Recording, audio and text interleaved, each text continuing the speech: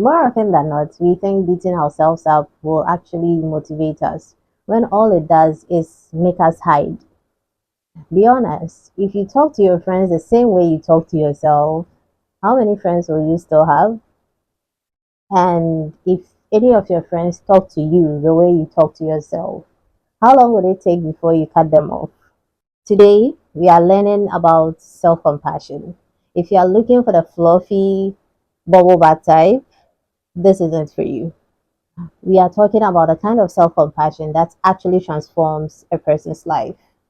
So, before we get into it, let's talk about what self compassion is not. It is not you saying, I'll do it tomorrow for the 40th time.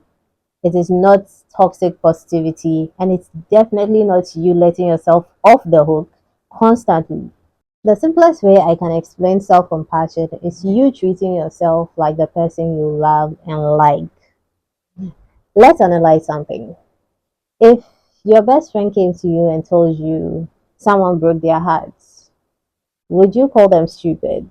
Or if she came to you and told you she failed an exam, would you call her stupid? Would you call her dumb? I'm hoping not. I bet you would say something along the lines of, what can I do to help? How can I make you feel better? So, why do you think you don't deserve the same courtesy? Why do you think you don't deserve the same amount of care and love? There's a researcher named Kristen Neff who breaks self compassion into three parts. And as usual, these things are very much simple, but they will wreck you in the best way possible. The first part is mindfulness. You have to notice your pain without all the drama. You have to name it to tame it, as most psychologists put it. You have to name it to tame it.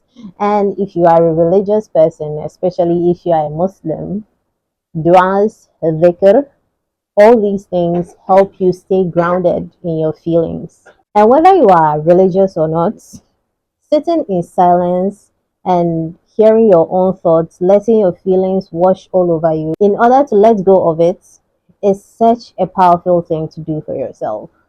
The second part is common humanity.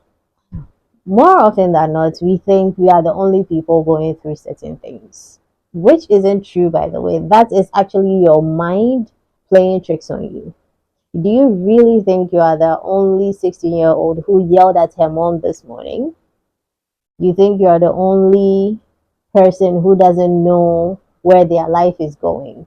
You think that shame you're feeling about that thing you did, you're the only person in the world who is actually feeling these things. Your struggles don't mean you are broken. Life comes with suffering as part of the package, but you need to understand that you are not alone. And the third thing that ties this whole self compassion together is self kindness. You have to be radical about it. You have to pause and ask yourself, how would I help a friend in this situation? And do that for yourself. You have to be loud about it. You have to be radical about your self kindness. Because honestly, you know the saying, nobody is coming to save you. It is very true. Because these type of internal work, you have to do it for yourself, and nobody is going to do it for you. Life is already a little bit gloomy. Don't make it worse than it has to be. Be kind to yourself. The thing is, it is not your fault. We all learned this.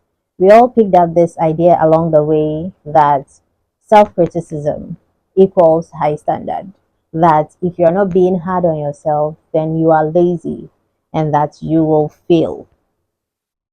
But the thing is, take a look at your life. Has hating yourself and criticizing yourself improved your life? Has it?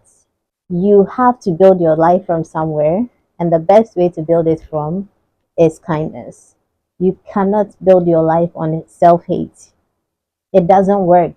It hasn't worked for anybody who has tried it. Theory is nice and all, but practicality is better. So, this is something I want you to do this week. The first one is to put your hand on your heart when you feel like you are spiraling. When you are in your feelings and you're starting to have negative thoughts, put your hand on your heart, take a breath and say something along the lines of, I know I am suffering right now, but I'm going to choose to be kind to myself. And that might seem cringe to you because it is cringy. But the thing is, your nervous system doesn't care about it being cringy. It cares about being safe. And that is what you're trying to achieve with this. And the second thing I'm going to need you to do this week is to rewrite your scripts. Catch yourself when you say something mean to yourself, and then ask yourself if you would say that to your 8-year-old niece. If not, then rewrite it. So something like, you will never change becomes, change is hard, but I am trying. And something like, you're stupid becomes, learning is hard, but I'm doing it. You don't get confidence by bullying yourself into it. You get confidence by building trust with yourself. And trust starts with compassion. You wouldn't stay with a partner that talks to you like your inner critic. So why would you stay with that voice in your head unchallenged? Try being your own cheerleader this week. Just 7 days. That's all I'm asking. Try it and come back in the comments to report your progress. If this conversation blessed you in any way, consider subscribing. And also tell me in the comments one kind thing you're going to say to yourself today.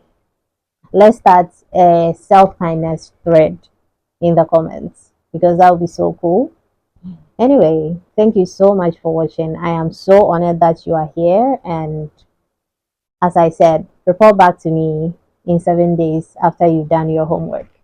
I'll see you in my next video, inshallah. Assalamu alaikum wa rahmatullahi ta'ala wa barakatuh.